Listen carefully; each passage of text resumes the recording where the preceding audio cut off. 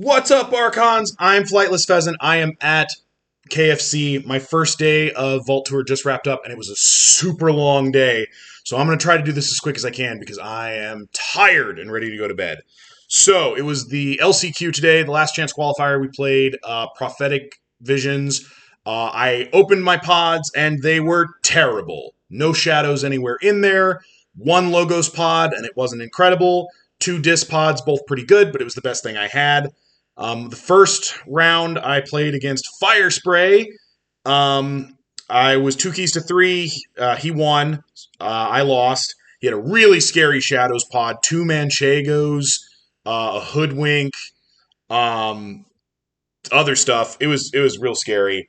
And he just absolutely slapped me around. And I was trying to do a speed thing where I was playing like Untamed and Dis and Logos, and I was trying to just make as much amber as fast as I could, but I had no amber control, and that just was the end. Second round, I played against Dr. Sheep.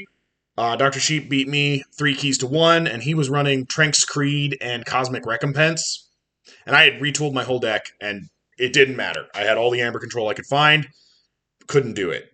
So I lost that one too, and was bumped out of the LCQ. So no worlds for me this year. But there's still the sealed open tomorrow, so hey, anything could happen. I bounced into second amber, where I played Jupiter in my first round. I was playing a Dark Tidings Whirlpool deck that I really like, but it's not particularly good. He was playing a Prophetic Visions deck with a really scary Saurian pod and like 3 tryhards. So needless to say, I lost horribly and was absolutely smashed.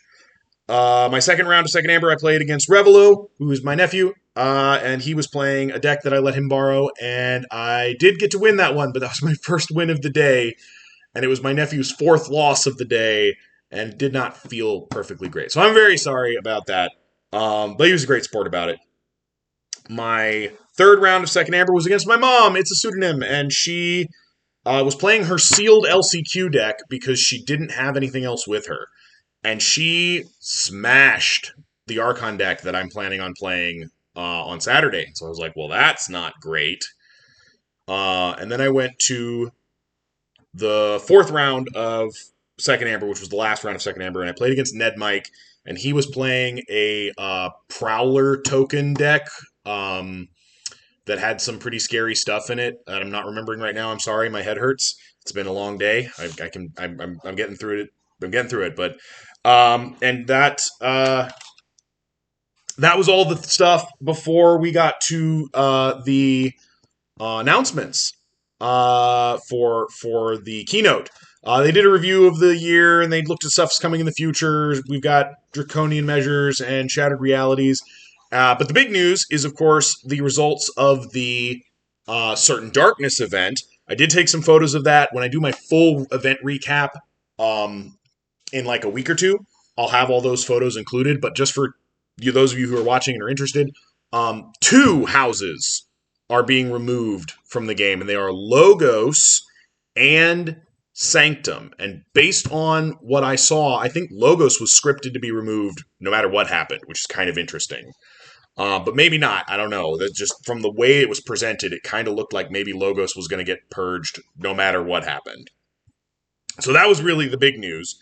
Then they did Meet the Ghosts, which was really interesting. We got to talk to them a little bit and ask them some questions. There were some good questions asked. I don't remember most of them, but they were very responsive, and they were very happy to talk to us. And then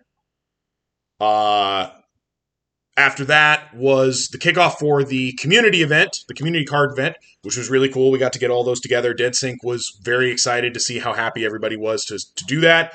And I went over to play Snack Forge, and I played Snack Forge against Player Herp, and we sat on the floor playing Snack Forge because there was no space. The hall was just completely full. There was no space anywhere. So we were sitting on the floor playing Snack Forge, and we were playing like 2 sealed Winds of Exchange decks, and he was playing Trooper, and I was playing defender, I think. But I didn't make really any tokens at all. He made a whole bunch of tokens. I didn't make any at all.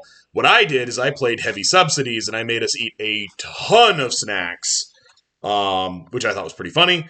But he ended up winning that game, and that game was silly, silly times. In fact, he could have won that game a lot sooner, but he did not want to have to eat as many snacks as he was going to have, as much candy as he was going to have to eat if he had beaten me more quickly. So he was trying to beat me like as conservatively as he could.